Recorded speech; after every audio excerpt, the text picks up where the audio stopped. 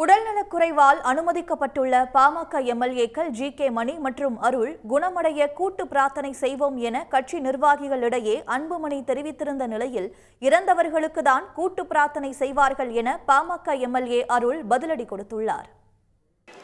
நமது கட்சியின் 2 சட்டமன்ற உறுப்பினர்கள்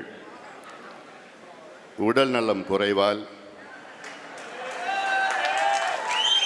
மருத்துவமனையில் அனுமதிக்கப்பட்டிருக்கின்றார்கள். அவர்கள் இருவரும் விரைவில் பூரணமாக குணமடைய வேண்டும். உடல் ரீதியாக மன ரீதியாக பூரணமாக குணமடைய வேண்டும் என நாம் எல்லோரும் கூட்டு பிரார்த்தனை செய்வோம். கூட்டு பிரார்த்தனை பண்ணாங்க. அது எப்படி? நான் சாவலி உயிரோட தான் இருக்கிறேன். கூட்டு பிரார்த்தனை செத்துட்டு கலசத்தை வச்சு தான்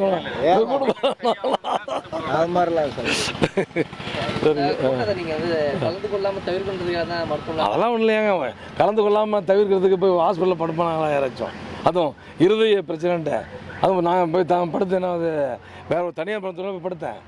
ஓமந்தூர் மருத்துவமனை, அரசு மருத்துவமனை, அங்கே இருக்குது என்னுடைய மருத்துவ பரிசோதனை குறிப்புகளாக இருக்கும். நீ யார் போனாலும் கொடுக்க போகிறாங்க, கேட்டு பாருங்கள். உண்மையிலேயே எனக்கு உடம்பு சரியாக இருந்தால் இல்லையான்னு.